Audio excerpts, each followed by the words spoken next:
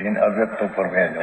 आमंत्रित विद्वान के क्रम में आज प्रथम दिवस हम लाभ लेंगे दुबई से पधारे हमारे आदरणीय पंडित जी साहब, पंडित श्री नीतेश जी शास्त्री दुबई, जिनकी बिटिया इस वर्ष अपनी धार्मिक और लौकिक दोनों ही शिक्षा पूर्ण करके विदुषी बन के यहाँ से हमारे बीच से दीक्षांत प्राप्त करने जा रही है। और पंडित जी साहब निरंतर दुबई में प्रचार प्रसार करते रहते हैं, प्रचार प्रसार की भावना उनकी हमेशा बनी रहती है। वहाँ पर भी जहाँ धर्म का कोई अंश नहीं है वहाँ भी लोगों को भली भांति धर्म से परिचित करा रहे हैं। आइए हम आग्रह करते हैं आदरणीय पंडित जी नीतेश जी साहब से अपने आज के मांगलिक उद्बोधन को प्रारंभ करें। नमो अर्हन्ताणं नमो सिद्धाणं नमो आयरीयाणं नमो वज्झायाणं नमो लोये सव्साहुणं मंगलम भगवान वीरो मंगलम गौतमो गणी मंगलम कुंद कुंदाद्यो जैन धर्मोस्तु मंगलम सर्वमंगल मंगल्यम सर्वकल्याणकारकम प्रधानम सर्वधर्माणां जैनम जयतु शासनम जैनम जयतु शासनम जैनम जयतु शासनम। सर्वप्रथम तो यह मेरा सौभाग्य है कि आज यहाँ गुरुवाणी मंथन शिविर के अंतर्गत की प्रवचन श्रृंखला में आज मुझे दोपहरकालीन पहला जो स्वाध्याय करने का अवसर मिला, इसके लिए आत्मार्थी ट्रस्ट के ट्रस्टीगण और यहाँ के प्रबंध कार्यकारिणी समिति सबका साधुवाद। जैसा कि गुरुदेव अभी प्रवचन में व्यक्त कर रहे थे कि एक ही काम हमें करना है। बहुत लंबी कहानी है हमारी। कहानी कैसी है कि बहुत लंबी कहानी है। दौलत राम जी छहढाला में कहते हैं, है ना, बहु कथा। हमारे जीव की कथा कैसी है कि कथा बहुत पुरानी है, लेकिन उस पुरानी कथा में हम इतने घूमते घूमते आए, लेकिन एक छोटी सी चीज़ जो आज तक समझ में नहीं आई हमें, हमारे श्री गुरुओं के मुख से, है ना, साक्षात केवल ज्ञान दिव्य ध्वनि के माध्यम से भी सुनने का अवसर मिला, लेकिन वो जो बात हमें समझनी है, जो परम तत्व का ज्ञान करना है, वो ही नहीं हुआ, बाकी सब कुछ हुआ। गुरुदेव बहुत ही अच्छी चर्चा अभी यहाँ पर कर रहे थे और साथ में सारी बातें बता रहे थे कि कैसे आत्मा को जानना है। बाह्य सारा बाह्य तत्व है, अंतर तत्व कौन सा है और बाह्य तत्व कौन सी है, इसका भेद विज्ञान, जिसे शास्त्रों में भेद विज्ञान कह लें, चाहे उसे परम ज्ञान कह लें, सो इतना सा काम करना है। लेकिन वही काम हमसे सदियाँ बीत गई, लेकिन फिर भी नहीं हो पा रहा है। बाह्य में सारे संयोग हमें मिल गए, लेकिन फिर भी वो काम हमारा रह जाता है। सो उसका रहने का कारण क्या है, उसकी चर्चा आज हम करेंगे कि आखिर क्यों नहीं हम जो है अपने परम ज्ञान या, है ना, वहाँ तक पहुँच नहीं पाते हैं।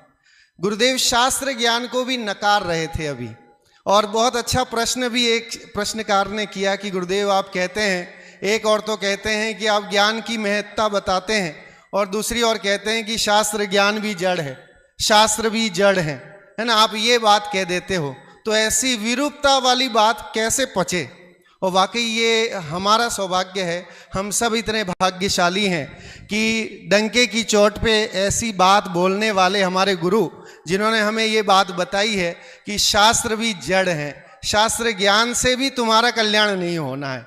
अब अगर ये जगत में बोल दो तो, है ना, आतंक मच जाए कि भाई शास्त्र ज्ञान से भी कुछ नहीं। लेकिन ऐसे ही एक जो है कवि हुए कबीर ने भी एक दोहा लिखा, पोथी पढ़ी पढ़ी जग मुआ पंडित भया न कोय, और ढाई आखर प्रेम का पढ़े सुपंडित होए।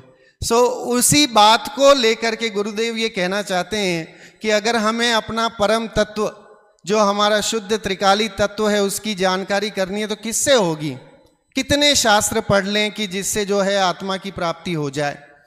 या किस गुरु की शरण में चले जाएं कि आत्मा की प्राप्ति हो जाए? तो कह रहे कहीं जाने की जरूरत नहीं है, वो तत्व तुम्हारे पास ही है, क्योंकि ज्ञान ही प्रत्याख्यान है। देखिए आप सोचिए, ज्ञान ही प्रत्याख्यान है। जब तक ज्ञान नहीं है तो चाहे बाह्य में कितना भी तामझाम हो, लेकिन वो किसी काम का नहीं है। और एक अगर सही ज्ञान होता है तो उस ज्ञान से काम बन जाता है। साहब एक बार ऐसे ही हुआ कि कार खराब हो गई। अब कार खराब हो गई तो मैनुअल, हर कार में मैनुअल दिया रहता है ना। मैनुअल एक डायरी रहती है जिसमें लिखा रहता है कि भाई क्या करना चाहिए, अगर कभी खराब हो जाए, टायर पंचर हो जाए तो कैसे टायर को चेंज करना, कुछ और प्लग व्लग खराब हो जाए तो छोटी मोटी चीज़ें उस मैनुअल में लिखी होती हैं, है ना। उसके साथ मैनुअल आता है और उस मैनुअल के हिसाब से अगर हम थोड़ा बहुत चाहें तो कर सकते हैं। लेकिन जो मेन चीज़ है, जहाँ मूल में गलती है, उसकी जो वो मैनुअल से भी नहीं हो पा रहा है, वहाँ से भी काम नहीं। उसने बहुत कोशिश किया लेकिन नहीं हो, है ना, गाड़ी शुरू नहीं हुई। अब करें तो क्या करें कि साहब एक जा करके मैकेनिक को बुला के लाए। मैकेनिक आया और उसने वो हथौड़े से एक बस ऐसा डंडा मारा जहाँ कुछ मारना था और गाड़ी फर्र से चालू हो गई। अब साहब उसने किया क्या कि उसने तो सिर्फ वो कह कि तुमने तो आगे सिर्फ हथौड़ा ही तो मारा एक, है ना, थोड़ा सा ही तो वो किया और इतने में चालू हो गई। लेकिन कहाँ लगाना हथौड़ा और कैसे उसको चालू करना, उसका ज्ञान नहीं होगा तो चाहे आप कितने ही मैनुअल पढ़ लो, लेकिन हम जो है वो अपने गंतव्य तक नहीं पहुंच सकते। देखिए हमारे साथ भी यही है कि हमारा जो ये आत्मा है या हमारी ये जो पर्याय है, इसके साथ मैनुअल नहीं आया। हमारे साथ तो मैनुअल भी नहीं आया, हम तो सीधे आए थे, है ना, निर्वस्त्रधारी आए थे। लेकिन निर्वस्त्र जाएंगे इसकी संकल्पना हमारे होनी चाहिए। आया तो सभी है ना, अब सभी कोई कपड़े पहन के तो आया नहीं, सभी निर्वस्त्र आए हैं, लेकिन निर्वस्त्र होकर के जाएं, इसकी संकल्पना अगर हो जाए तो गुरुदेव के माध्यम से, इस तत्व के माध्यम से, इस शिविर के माध्यम से हमारा कार्य बन सकता है। आज हम चर्चा करेंगे हमारे जो परिणाम होते हैं जिसके कारण से हम जो है दुखी होते हैं। लौकिक में भी हमारे जीवन में जितनी भी समझ लीजिए दुख के कारण हैं, सबसे बड़ा कारण कौन सा है कि क्या कहेंगे लोग, है ना। दूसरों के बारे में हम बहुत सोचते हैं कि दूसरे क्या कहेंगे, साहब ये कुर्ता पहना है अच्छा है कि नहीं, लोग क्या कहेंगे। तो ये दूसरों, हमने क्या किया है कि अपनी सारी जो है ना, अपनी गेंद जो है वो दूसरे के पाले में डाल रखी है। अब दूसरों के पराधीन होकर के हम अपने विचार रखते हैं, अपने परिणाम रखते हैं। सो परिणामों का खेल जैन धर्म जो है वो भाव प्रधान धर्म है। जैन धर्म को कैसा धर्म बताया गया, जैन धर्म की विशेषता अगर कोई पूछे तो हम कहेंगे भाव प्रधान धर्म है साहब। यहाँ भावों का ही सिस्टम है, सारा काम भावों का है, परिणामों का है। उसे पर्यायवाची शब्द अगर हम कहें तो परिणाम, जीव के जैसे परिणाम होते हैं उस हिसाब से उसको फल मिलता है ना। अंत समय में अगर शुभ परिणाम है तो कहा जाता है कि भाई जीव सुगति में जाएगा। तो परिणामों का खेल है। सो आज हम यहाँ चर्चा करेंगे इन भावों का क्या फल होगा। आज की हमारी इस, चाहे उसे आप व्याख्यान कह लें चाहे कक्षा कह लें, क्योंकि पेशे से अध्यापक हूँ तो कक्षा लेने का ज़्यादा मुझे वो है, व्याख्यान करने की अपेक्षा। मैं ये चाहता हूँ कि लर्निंग ऐसी हो जो एक्टिव हो, जिसमें ये नहीं हो कि 1 बाय 1 सिर्फ मैं बोलूँ और आप सुने और सिर्फ सुनते रहें। लेकिन आपने जो भी अभी हमें 30 मिनट 40 मिनट का टाइम मिला है, उसमें हमने कुछ नया सीखा, तो इस 40 मिनट की उपयोगिता है जो हमने नहीं सीखा पहले या नहीं जाना। तो आज की कक्षा का हमारा पहला उद्देश्य है आत्म परिणामों का महत्व जानना। हमारे जो ये परिणाम हैं उनका क्या महत्व है, हम उसको किस डायरेक्शन में ले जाएं, और अगर परिणाम अगर वो सही डायरेक्शन में नहीं जाते हैं तो क्या नुकसान है, उसकी चर्चा करेंगे। उसके बाद है कषायों का अभाव करना, ये भी हम, क्योंकि कषाय के अभाव के बिना कोई काम बनता नहीं है। मोक्ष मार्ग प्रकाशक जी में टोडरमल जी ने लिखा है कि जिसे सुखी होना हो उसे क्या करना चाहिए, कोई बताएगा?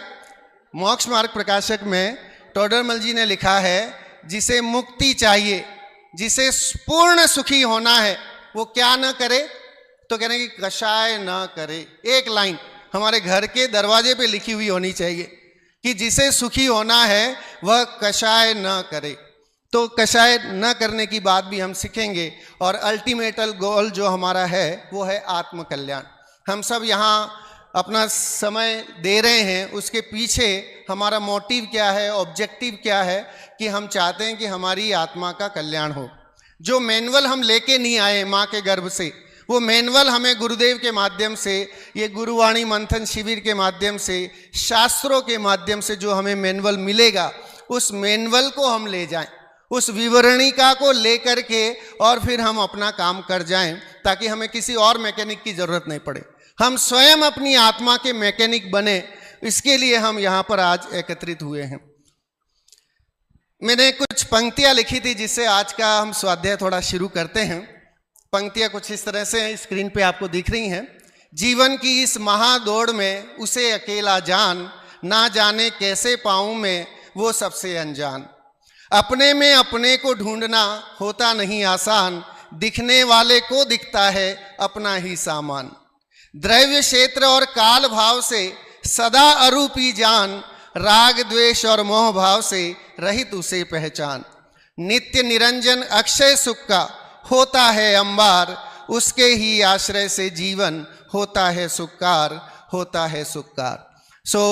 जिसके आश्रय से हमारा जीवन महकेगा, हमारा जीवन, लौकिक जीवन भी जो है सुख शांतिमय समतामय हो सकता है, उसका आश्रय करने की बात गुरुदेव ने समय सार के माध्यम से 19 बार सभा में बोली, और शास्त्रों के माध्यम से इतने शास्त्र जो है जन जन तक, घर घर तक पहुंचाए गए हैं और हैं हमारे पास। आज मल्टीमीडिया और टेक्नोलॉजी के माध्यम से भी बहुत कुछ आसान हो गया है आत्मा को जानना, लेकिन दुर्लभ हो गया है समय देना, कि भाई हम आत्मा को जानने के अवसर बहुत हैं, लेकिन साहब समय नहीं है हमारे पास, है ना, फिर देख लेंगे, कभी और देख लेंगे, तो समय नहीं मिल पाता है। देखिए, विषय हमारा है कि जो परिणाम है, आत्मा के परिणाम हैं, उनका फल हमें क्या लगता है। हम जैसे कषाय रूप परिणाम करते हैं, तो कषाय रूप परिणाम जो हम करते हैं उससे कौन सा फल लगना चाहिए? पाप का फल मतलब संचित होना चाहिए या पुण्य का संचित होना चाहिए? आप डेफिनेटली कहेंगे, आप सब स्वाध्यायी हैं, आपने गुरुदेव को कईयों ने सुना होगा, कईयों ने सीडीओ में सुना होगा, कईयों ने वीडियो देखा होगा, तो डेफिनेटली आप सब कहेंगे कि साहब कैसी बात करते हो, है ना, कषाय करें और पुण्य का संचय इम्पॉसिबल। तो कषाय के परिणामों से पुण्य का संचय संभव है क्या? आप बताइए, कितने लोग ये मानते हैं, हाथ खड़ा करें, कि जो ये कहते हैं कि साहब कषाय करेंगे तो पुण्य का संचय होगा? कोई है? कोई भी सभा में हाथ खड़ा करने के लिए तैयार नहीं है। अच्छा, ठीक है। कितने लोग ऐसे हैं कि मंद परिणाम रखेंगे और पाप का बंध होगा? उसके लिए भी आंटी जी हैं एक, कि भाई हम अगर मंद परिणाम, शांत परिणाम रखें और पाप का बंध संभव है क्या? नहीं है साहब। ठीक है, वो अलग बात है कि पूर्व संचित कुछ उसके उदय में आ रहे हैं और हमें दिखते हैं, है ना। जगत में ये होता है कि कोई ऐसा व्यक्ति जो है बहुत धार्मिक है, लेकिन उसके घर में प्रतिकूलताएं बहुत हैं, रोग हो गया है, उसे कैंसर हो गया है, उसके घर में, है ना, और भी कई कई प्रॉब्लम्स हैं। ये प्रॉब्लम्स देख करके हम सोचते हैं कि यार है तो बड़ा धार्मिक, सुबह शाम पूजा पाठ सब कुछ करता है, लेकिन फिर भी जो है इसके देखो कितना दुख है। तो वो उस दुख को भी आज हम यहाँ जानेंगे कि आखिर ऐसा क्यों होता है कि हमें, है ना, बाह्य में दिखती प्रतिकूलताएं हैं और उसके कार्य जो हैं वो बहुत अच्छे हैं, लेकिन बाह्य में प्रतिकूलताएं ज़्यादा होती हैं। एक ऐसा है जो कभी मुंह उठा करके नहीं देखता है जिनवाणी की ओर, लेकिन उसके यहाँ अनुकूलताएं बहुत देखी जाती हैं, ऐशो आराम देखे जाते हैं। ऐसे भी आपको मिलेंगे, अपने ही परिवार में मिलेंगे, अपने ही रिश्ते नातेदारों में मिलेंगे कि जो मंदिर आना पसंद नहीं करते हैं, लेकिन फिर भी वो कारों में घूमते हैं, लग्जरी कारों में घूमते हैं। और एक ऐसे भी मिलेंगे जिनके घर में खाने को कुछ नहीं है, लेकिन देव शास्त्र गुरु के प्रति अगाध श्रद्धा है, भक्ति है, भाव है, पूजा के भाव हैं। तो ये परिणाम, ये ऐसी विरूपताएं क्यों? और फिर और अगर हम देखें तो हम देखें कि भाई सबके आकार अलग हैं, यहाँ जितने लोग बैठे हैं सबके बालों के कलर अलग हैं। आज समस्या तो ये हो गई है कि व्यक्ति बाल तो काले रखना चाहता है, मुंह गोरा रखना चाहता है। सबसे बड़ी समस्या, मुंह के लिए, गोरे रहने के लिए न जाने कितना लाखों करोड़ों की इंडस्ट्रीज चल रही हैं, है ना, कॉस्मेटिक्स के लिए। और बाल काले करने के लिए वो जितने भी डाई वगैरह आती हैं उसका कितना बड़ा व्यापार चल रहा है। लेकिन सही जो चीज हमें समझनी की आखिर ये विरूपताएं क्यों हैं, है ना, क्यों सबकी नाकें एक जैसी नहीं है, क्यों सबके कान आँख कान है ना सबके एक जैसे नहीं है।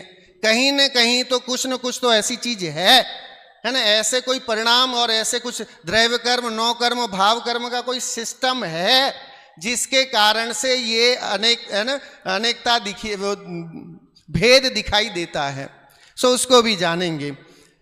सो एक दोहे से हम, ये श्लोक है, अगर आप बच्चियां मेरे साथ अगर दोहराएंगी तो बहुत अच्छा रहेगा। मधुरम जायते तीक्ष्णम तीक्ष्णम च मधुरायते पित्त ज्वरार्थ जीवस्य वैपरीत्यम यथाखिलम।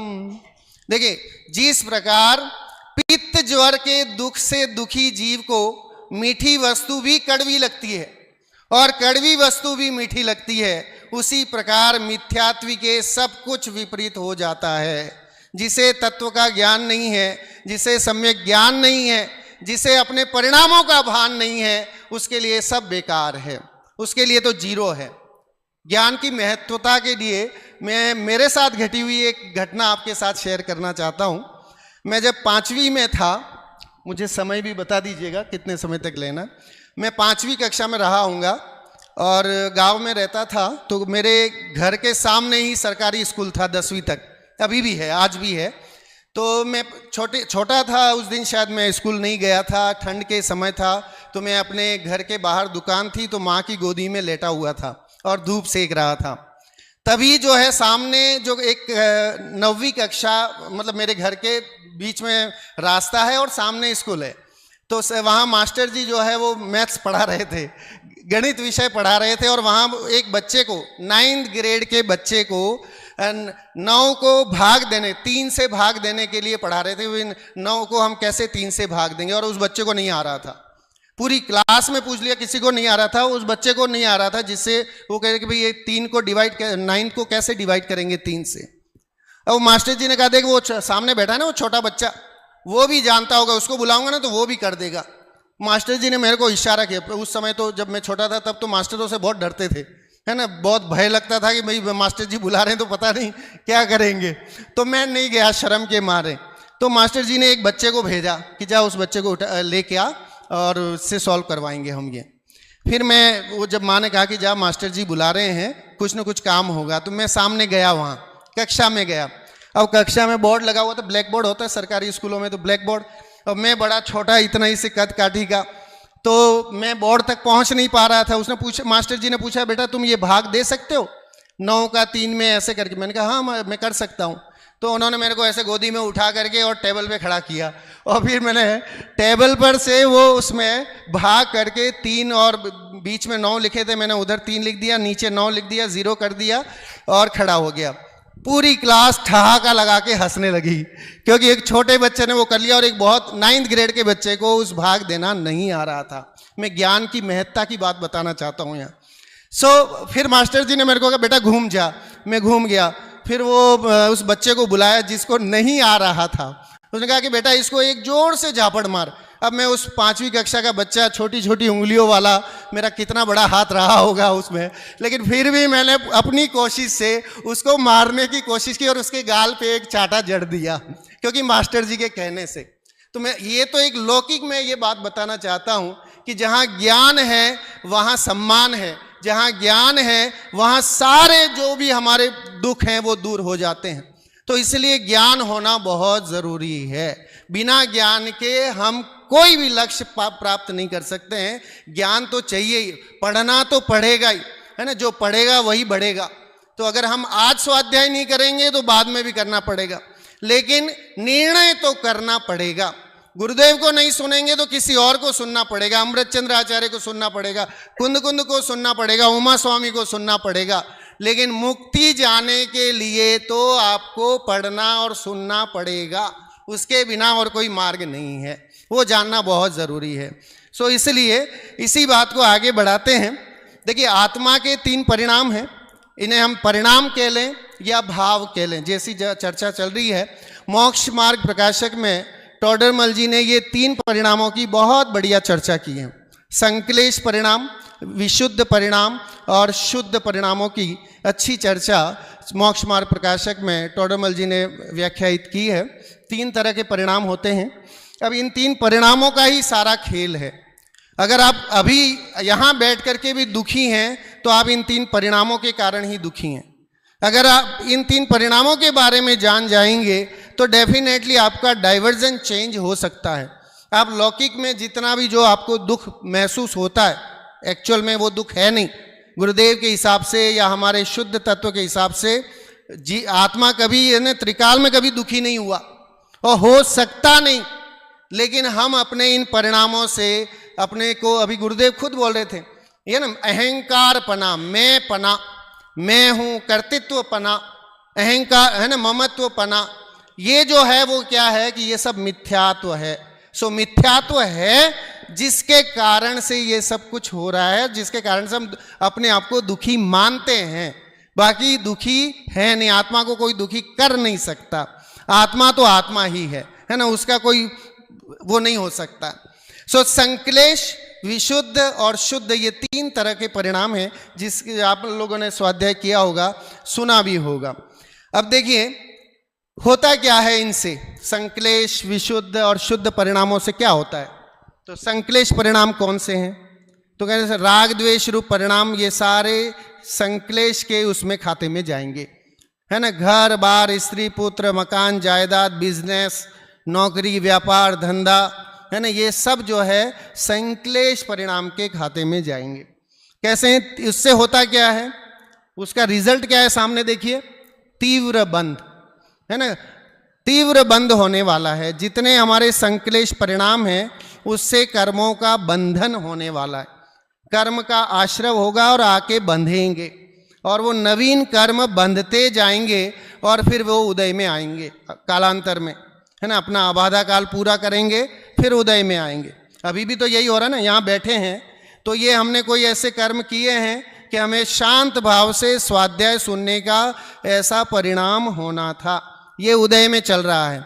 अभी कोई टेंशन नहीं है, व्यापार में क्या हो रहा है नहीं हो रहा है ना, घर बार में क्या हो रहा है, हमें कोई वो नहीं है। तो ये इस तरह के परिणाम का भी हमने कोई ऐसा भाव संजोया होगा जो कि उदय में आ रहा है, उदय में चल रहा है ना। एक समय ऐसा नहीं रहता है जब कर्म का उदय नहीं रहता है। सो संक्लेश परिणाम कैसे हैं? तो तीव्र बंध का कारण है ना, तीव्र बंध का कारण है। अब सोचिए तो संक्लेश परिणाम करने चाहिए या नहीं, क्या करें, संक्लेश परिणाम करें कि नहीं? तो कहते साहब संक्लेश परिणाम नहीं करें, तो हम तो वही करते हैं। सबसे बड़ा संक्लेश परिणाम की इनकमिंग का कारण है हमारा मोबाइल, जो हमारे हाथ में होता है ना, जिसको हम स्वाइप करते रहते हैं और न जाने कितने पाप बांधते रहते हैं। वो मोबाइल से इतना झूठ बोलता है इंसान कि होता घर में और कहता है मैं तो मार्केट में हूँ, मैं तो कहीं इधर हूँ, है ना, मैं अभी बिजी हूँ, I will not attend your call right now because I have a meeting. So न जाने हम कितने झूठ जो है उस मोबाइल के माध्यम से बोलते हैं। सो ऐसे कितने वो हैं, है ना, जो अगर हम देखते हैं अपने लौकिक जीवन में भी देखते हैं तो कितने ऐसे परिणाम हैं। किसी के शादी विवाह में नहीं जाना है तो सब कोई बहाना कर दिया, किसी ने बड़े प्रेम से बुलाया लेकिन नहीं जाना है तो बहाना कर दिया, झूठ बोल दिया कि साहब आज तो मैं यहाँ गया था, वहाँ गया था, आज हमारा ये है वो है, और न जाने कितना झूठ बोलते हैं। सो उन झूठ से ये जो है वो उसका अकाउंट जो है वो संक्लेश वाला है और उससे तीव्र कर्मों का बंध होने वाला है। देखिए विशेषण लगा हुआ है तीव्र बंध, तो तीव्र बंध होगा उसका। संक्लेश परिणाम करेंगे तो तीव्र बंध होगा। इसीलिए टोडरमल जी को लिखना पड़ा ना कि जिन्हें मुक्ति जाना है, जिन्हें निराकुल सुख चाहिए, वे कषाय न करें। जिन्हें बंध, वहां शब्द दिया उन्होंने बंध, जिन्हें बंध न करना हो वो कषाय न करें। तो अगर आप संक्लेश परिणाम है तो अगर आपको बंध नहीं करना है, कर्मों का आश्रव नहीं करना है, तो क्या करें कि कषाय न करें। बहुत बड़ा ये समझ लीजिए कि आदर्श वाक्य जो टोडरमल जी के द्वारा हमें दिया हुआ है, ये हमारे दिमाग में हमेशा बैठा हुआ होना चाहिए कि अगर हमें बंद नहीं करना है तो कषाय रूप परिणाम का त्याग करना ही करना है। फिर है विशुद्ध परिणाम। ये विशुद्ध परिणाम कैसे हैं? गुरुदेव के हिसाब से कहें तो साहब ये भी त्याज्य है, है ना, इससे भी आपकी आत्मा का कोई लेना देना नहीं है, लेकिन फिर भी व्यवहार में उसको देखें तो थोड़े से उपयोगी लगते हैं। सो विशुद्ध परिणाम मतलब मंद परिणाम, स्वाध्याय सुनने के परिणाम, देव शास्त्र गुरु की पूजन अर्चन करने के परिणाम, है ना, प्रचार करने के परिणाम, शिविर लगाने के परिणाम, व्यवस्था करने के परिणाम, ये सब जो हैं वो मंद उदय है, क्योंकि मंद उदय में ही संभव है। नींद छोड़ करके यहाँ आकर के हॉल में बैठने के परिणाम कि साहब अभी नींद आ रही थी, दोपहर में कैसा स्वाध्याय रख लिया, है ना, नींद आ रही थी, हम तो सोते आराम से, शाम को रखते, लेकिन वहां से नींद को छोड़ करके यहां आके कुर्सी पे बैठने का परिणाम, ये परिणाम क्या है? मंद परिणाम। सो मंद परिणाम से क्या है? मंद बंद होगा। ठीक है, होगा तो सही, लेकिन मंद बंद होगा। शास्त्रों में समयसार नाटक में जो है वो लोहे की बेड़ी और स्वर्ण की बेड़ी का उदाहरण दिया है। बहुत उत्कृष्ट उदाहरण हमारे आचार्यों ने दिए हैं कर्म को समझाने के लिए, कर्म निर्बंध होने के लिए, ऐसे ऐसे उदाहरणों के माध्यम से, ताकि आपको आसानी से बात को समझ में आ जाए। क्या पढ़ी थी टोडरमल जी को लौकिक भाषा में मोक्ष मार्ग प्रकाशक लिखने की? क्या पढ़ी थी अमृतचंद्र आचार्य को? इतना सरल गुरुदेव बार बार बोल रहे थे अभी प्रवचन में कि ये तो बहुत सरल कर दिया है। अमृतचंद्र आचार्य ने तो समय सार को और सरल कर दिया है। उनका मुंह है ना नहीं दुखता था अमृतचंद्र आचार्य की तारीफ करने में, कि वो जो बात उन्होंने लिखी है उसको बहुत सरल सस्ते में परोस दिया है आपको, कि आसानी से अगर आप चाहें तो उसको समझ लें।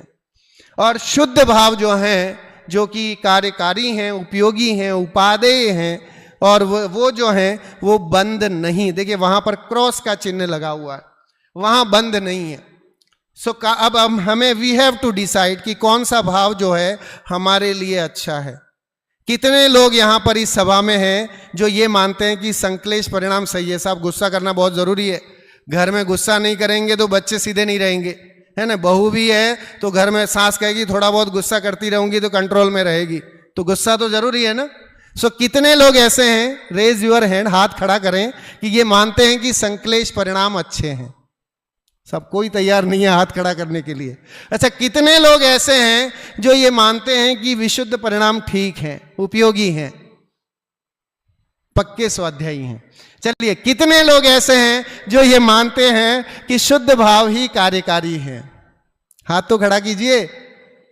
चलिए, अभी तो वैसे भी जो चुनाव का टाइम है तो मत तो चाहिए, है ना, तो इसलिए बहुमत है कि ये मान रहे हैं कि यहाँ पर शुद्ध भाव जो है वो ही हमारे लिए उपयोगी है, वही कार्यकारी है।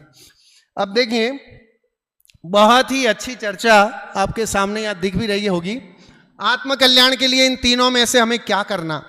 संक्लेश परिणाम करना, विशुद्ध परिणाम करना, शुद्ध परिणाम करना, क्या करना? तो आपके सामने देखो, आत्म कल्याण के लिए सदा ध्यान रखने लायक बातें। ये समागम सदा नहीं रहेंगे। जो आपके पास समागम मिला है, जो आपको पांचों इंद्रियों की उपलब्धता है, अभी आपको कोई ब्लड शुगर नहीं हुआ है, कोई आपका लिवर है ना फैटी लिवर नहीं हुआ है, और दूसरी बीमारियां नहीं हुई हैं, अभी आपकी बुद्धि बहुत काम कर रही है, समझ में आ रही है, कान भी एकदम सही है, सुनाई भी अच्छा देता है, तो क्या करना चाहिए कि ये जो समागम मिले हैं ये हमेशा नहीं मिलेंगे और ऐसे नहीं मिलेंगे। इसलिए जो अपॉर्चुनिटी मिली है वो उस अपॉर्चुनिटी को हमें कैश इन कर लेना चाहिए, उसको हमें छोड़ना नहीं चाहिए।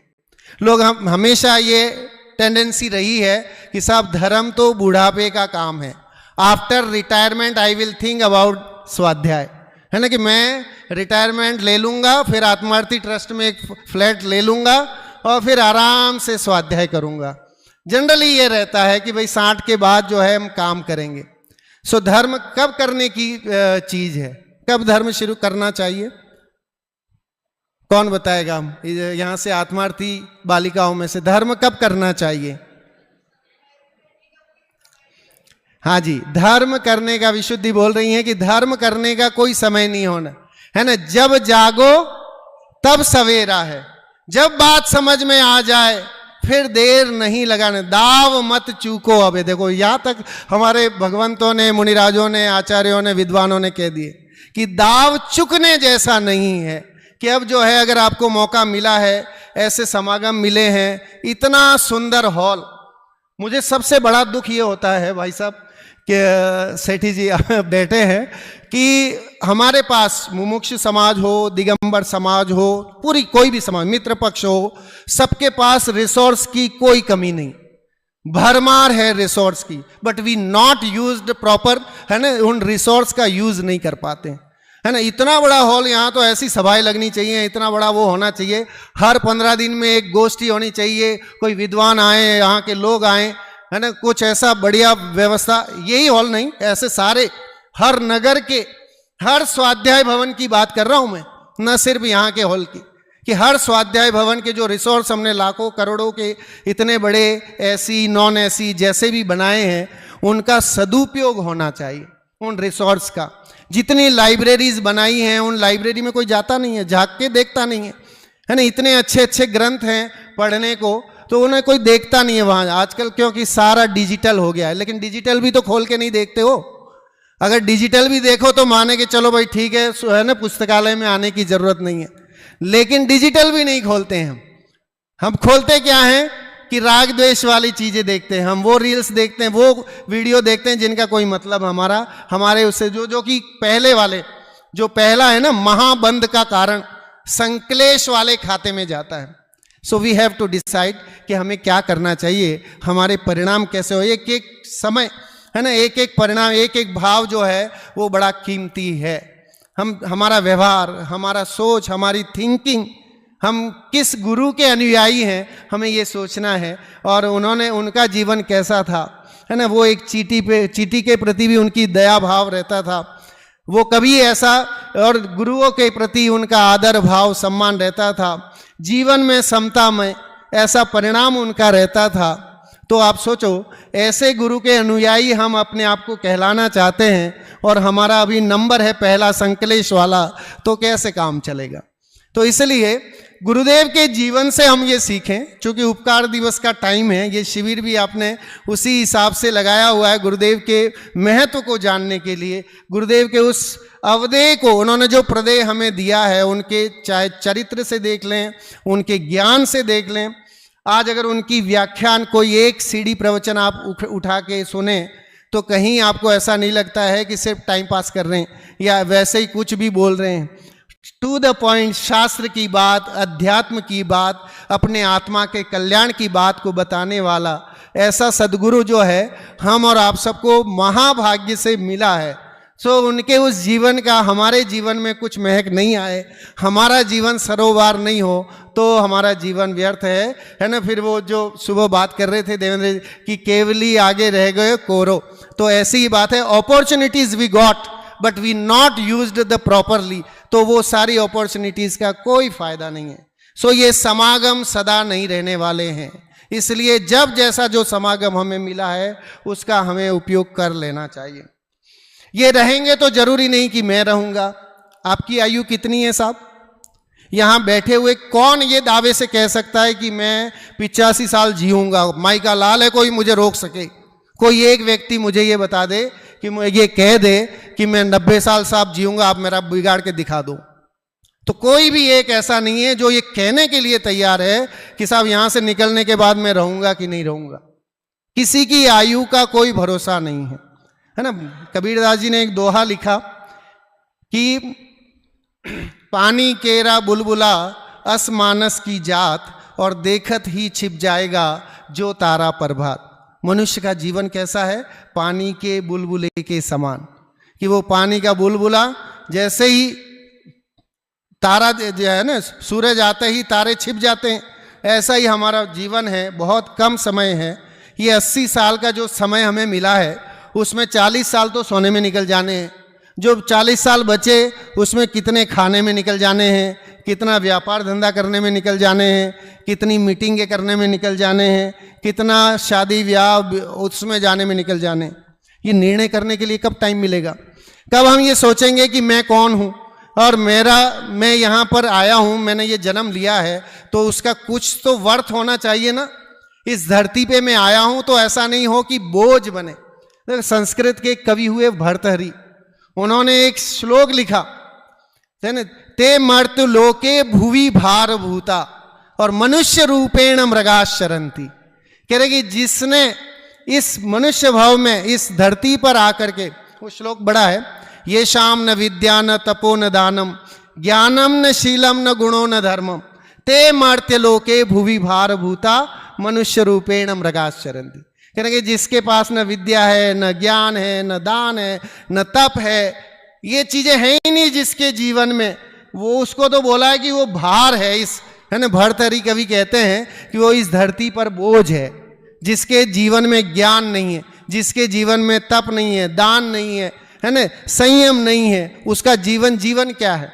वो तो पशु के समान है ना। पशु भी आता है तो देखो, पशु और मनुष्य में फर्क तो यही है, प्रकृति ने अगर हमें थोड़ा सा जो संगीपना दिया है और हम मन के साथ हैं, हमारे अंदर मन है, विचारशील हैं हम, तो हम बहुत कुछ कर सकते हैं। आज मैं विचारशील हूं, मैं कुछ बोल करके आपको मोटिवेट कर सकता हूं, बता सकता हूं, लेकिन अगर आप यहां गाय भैंस किसी को खड़ा करेंगे तो है ना, they will not motivate to you. तो इसका मतलब क्या है कि प्रकृति के द्वारा हमें कुछ ऐसा अद्भुत मिला हुआ है, संगीपना मिला हुआ है, हमें जैन कुल मिला हुआ है, अच्छे गुरु का समागम मिला हुआ है। और क्या मांगोगे, और क्या चाहिए, है ना? और क्या ऐसी चीज है जो आपके पास नहीं है? पशु की अपेक्षा से देखें तो पशुओं के पास न तो तत्व का कोई चिंतन है, चिंतन कर ही नहीं सकता, करे कहां से? मन ही नहीं है, तो मन नहीं है तो विचारना नहीं है, विचारना नहीं है तो निर्णय कहां से करेगा? तो वो भी नहीं है उसके पास। तो आप सोचो कि उस पशु सिर्फ अपने पेट तक की सोचता है, और हम चाहें तो हम अपने साधर्मी, अपने और रिश्तेदार और YouTube के माध्यम से और दुनिया के जितने भी लोग हैं जो सुनना चाहते हैं, उन सबके लिए भी कुछ अच्छी बात हम बोल सकते हैं, बता सकते हैं। स्वाध्याय के माध्यम से अगर कोई अच्छी बात हमें लगती है कि गुरुदेव श्री ने ये बात ऐसी कही जो आपने आज तक नहीं सुनी, जो मैंने सुनी, तो आप इसको सुनना चाहेंगे तो डेफिनेटली हम सुन सकते हैं, कर सकते हैं। फिर मैं और ये दोनों भी रहे तो जरूरी नहीं कि मेरे ऐसे भाव रहेंगे जैसे आज हैं। कह रहे हैं अगर हो सकता है कि समागम भी आपको मिल जाए, हो सकता है कि भाई आप भी रह जाओ, आपकी उम्र भी रहे, लेकिन फिर ये दोनों भी रह जाएं तो आपके परिणाम रहें, ये कोई गारंटी नहीं आपका मन लगे, मूड आए या नहीं आए। तो कई बार ऐसा होगा कि साहब विद्वान तो अच्छे आ गए थे, समागम बहुत अच्छा, यहाँ इतने एक्सपीरियंस अनुभवी विद्वान थे, लेकिन हम क्या करें, हमें जाना पड़ गया, है ना। किसी के कुछ गमी हो गई, किसी का कुछ हो गया, किसी का बुखार आ गया, किसी को कुछ प्रॉब्लम आ गई, एंड वो जो है वो अटेंड नहीं कर पाए, शिविर को ज्वाइन नहीं कर पाए। ऐसी कई बार होती। तो इसलिए ये तीनों सिचुएशन हमारे साथ जीवन में बन सकती हैं, तो हमें इसका ध्यान रखना चाहिए। एक कविता के माध्यम से बात को पूरी करने की कोशिश करेंगे। एक रोज जरा सोचो क्षण भर, इन भावों का फल क्या होगा, जिन भावों से खुद को छलता, मेरे अंदर क्यों छल पलता। संयम से जीवन सहज बने, सामर्थ्य छिपाकर क्या होगा, एक रोज जरा सोचो इन भावों का फल क्या होगा। जो अपने से ही पृथक करे, उस शून्य ज्ञान से क्या होगा, एक रोज जरा सोचो क्षण भर, इन भावों का फल क्या होगा। न तेरा कुछ न मेरा है, बस ज्ञान पर मोह का पहरा है, अपनी प्रभुता अपने में है, दर्पण के बाहर चेहरा है। मैं आत्म हूं सब पर मुझ में, यह रटने मात्र से क्या होगा, एक रोज जरा सोचो क्षण भर, इन भावों का फल क्या होगा। न करता हूं न धरता हूं, न मैं कुछ भी कर सकता हूं, आगम को जरा समझने का पुरुषार्थ नहीं तो क्या होगा, एक रोज जरा सोचो क्षण भर, इन भावों का फल क्या होगा। सब निश्चित है सब द्रव्यों का, बस पढ़ने मात्र से क्या होगा। गुरुदेव भी अभी बोल रहे थे, शास्त्र तो जड़ है ना, कितना पढ़ोगे, कितना सुनोगे, सुनने की भी आदत पड़ गई, कितना सुनोगे जब तक गुनोगे नहीं। सब निश्चित है सब द्रव्यों का, बस पढ़ने मात्र से क्या होगा, एक रोज जरा सोचो क्षण भर, इन भावों का फल क्या होगा। परिणामों की चर्चा की, संक्लेश परिणामों का फल आपके सामने यहाँ दिख रहा है, कुगति में ले जाने वाला है। छड़ाला में दौलत राम जी ने लिखा, वध वंदन आदिक दुख घने, कोटि जीवते जात न बने, अति संक्लेश भावते मर्यो, घोर स्वब्र सागर में पर्यो। संक्लेश परिणामों का फल क्या है? नाउ वी आर डिसाइडिंग कि उसका फल क्या है, कि कुगति का कारण है, कि वो हमें कुगति में ले जाने वाला है। तो अगर हमारे परिणाम वैसे रहते हैं तो जब भी बोलो अमृतमय मीठी वाणी बोलो, बोलते ना मिश्रीमय वाणी बोलें, सामने वाले के दिल को हर्ट नहीं करें, वैसा प्रेममय वाणी बोलें, और कम से कम थैंक यू शब्द, धन्यवाद अपने मुंह से निकलता नहीं है। चाहे कितना भी काम हो, हर जगह हमने धन्यवाद बोलने में सकुचाते हैं, पता नहीं क्या है ना। कि ऐसा आप देखो, अगर विदेशों में जाओगे, वेस्टर्न कंट्रीज में जाओगे, तो हर चीज में वो थैंक यू बोलेगा आपको। वहां आपको थैंक यू, उनका मुंह नहीं दुखता है थैंक यू बोलते हुए। और हम हिंदुस्तानी जो है, इतना पढ़े लिखे, इतने समृद्धशाली, इतना वैभव, सब कुछ है हमारे पास, लेकिन हम धन्यवाद बोलने में सकुचाते हैं। वाय? तो धन्यवाद बोलने में कभी भी संकोच नहीं करें। कुछ भी काम कराया उसके लिए उसे धन्यवाद बोलें। मंदिर का पुजारी हो, मंदिर का गार्डमैन हो, आपका गेट खोल रहा है तो उसे रोक करके बोलो कि भैया थैंक यू, आपने दरवाजा खोला हमारे लिए, आप हमारी सुरक्षा करते हैं। ऐसी हर एक काम में अगर हमने धन्यवाद बोलना शुरू किया तो आधे ये जो संक्लेश परिणाम है वो वहीं खत्म हो जाएंगे। सास अगर बहू को धन्यवाद बोल दे तो बहुत बड़ी बात हो जाती है। तो इसीलिए वो काम शुरू हो जाए कि हम क्योंकि ये धन्यवाद बोलना अहंकार के त्याग का सूचक है। ये बताता है कि आपके अंदर अहंकार नहीं है, आप बड़े नहीं हो, ये बताता है। तो इसलिए अंतर में थैंक यू का परिणाम भी आना चाहिए। समय हो रहा है। प्रवचन सार की गाथा जो है उसको यहाँ मैंने कोटेट किया है, सिर्फ उसका भाव पढ़ लेते हैं। सुह परिणामो पुण्यम असुह पावोति भणीय मन्नेसु, परिणामो नन्न गदो दुख कारणम समय। पर के प्रति शुभ परिणाम पुण्य है और अशुभ परिणाम पाप है, ऐसा कहा है। और भी देखो, जो दूसरों के प्रति प्रवर्तमान नहीं है, ऐसा परिणाम समय पर दुख क्षय का कारण है। सो परिणामों की चर्चा जब हमने की है, संक्लेश शुद्ध विशुद्ध परिणामों की चर्चा, तो ये भी यहाँ पर एक कोटेट किया है।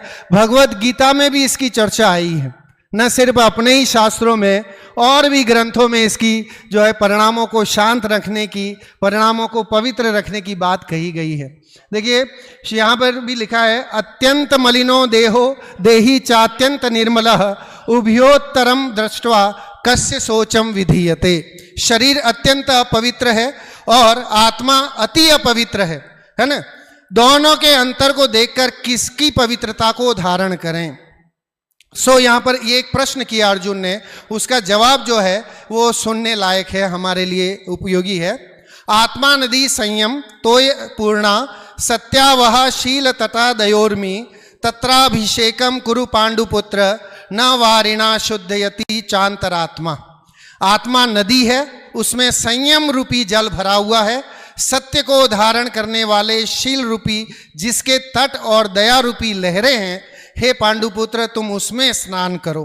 अंतरात्मा जल से शुद्ध नहीं होती है ना। तो देखो, बाह्य जल से कितना भी हम पवित्रो वा, हम चाहे कितना भी अपने शरीर को धो लें मल लें, लेकिन उससे है ना पवित्रता नहीं आएगी। पवित्रता भावों से आएगी। हमारे परिणाम शुद्ध होंगे, हमारे परिणामों में दया की भावना होगी, हमारे परिणामों में प्रेम होगा, हमारे परिणामों में थैंक यू बोलने की भावना होगी। तो डेफिनेटली हम लौकिक में, हमारे व्यवहार में भी हम जो है महकेंगे, सुंदर लगेंगे, लोग हमें चाहेंगे, लोग हमसे मिलना चाहेंगे, बातें करना चाहेंगे। लेकिन अगर हम जो है हमारे परिणाम अच्छे नहीं होंगे तो डेफिनेट न लौकिक में हम सुखी हो पाएंगे, पारलौकिक की तो बात ही दूर है। भाव पाहुड़ की एक गाथा को भी मैंने कोटेट किया था, समय की मर्यादा को ध्यान में रखते हुए। हे भव्य जीव, तू देख, शाली सिक्त तंदुल नाम का मत्स्य, वह भी अशुद्ध भाव स्वरूप होता हुआ महानरक 7वें नरक में गया। इसीलिए तुझे उपदेश देते हैं कि अपनी आत्मा को जानने के लिए निरंतर जीन भावना करना। वो तंदुल का उदाहरण शास्त्रों में दिया, तंदुल मत्स्य का उदाहरण जो दिया है कि एक बड़ा मगरमच्छ जो है उसके कान में एक तंदुल होता है और उसके परिणाम इतने होते हैं कि वो 7वें नरक में जाता है। जबकि तंदुल मछली न जाने हजारों मछलियों को खा जाता है, फिर भी उसके परिणाम वैसे नहीं। मतलब परिणामों की विचित्रता का जो वर्णन हमारे शास्त्रों में है, इसको स्वाध्याय करने से ही हमें समझ में आएगा। हमें विचार करने की ज़रूरत है कि हमारे परिणाम कैसे होते हैं, हम उन परिणामों को कैसे डाइवर्ट कर सकते हैं। कि हम ये सोचें एक बार भी, अगर हम देखिए हिये तराजू तोल, हमारे जो विद्वान लोग हुए हैं, कवि लोग हुए हैं, उन्होंने बोला है कि अगर आप वाणी भी बोलते हैं तो आप है ना हृदय के तराजू से तोल करके बोलें। जो भी वो बात बोले वो हित मित प्रिय, हमारे यहाँ शास्त्रों में कहा है कि हित मित प्रिय वचन ही बोलें।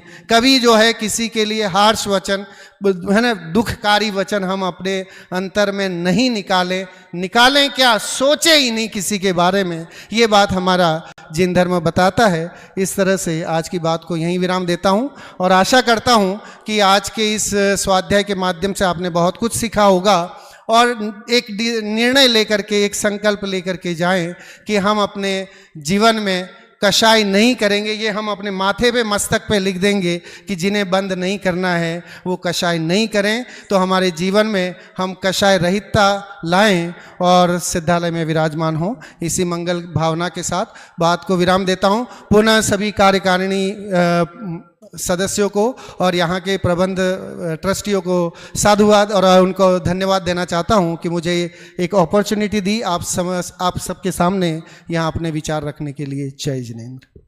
नितेश जी ने प्रारंभ ही सुंदरता से किया और आपको लग रहा होगा जो शैली और जो विषय की प्रतिबद्धता है वो एक शिक्षक की भांति थी। और प्रारंभ में ही इन्होंने एक दोहा याद किया, पोथी पढ़ पढ़ जगमुआ भयाना पंडित कोय। आप समझ सकते हैं कि जैन शास्त्रों के भावों को अन्य अन्य ग्रंथों से मिलान कर अपनी बातें यहाँ पर कही। निस्संदेह आपके व्याख्यान से लोगों को लाभ प्राप्त हुआ है।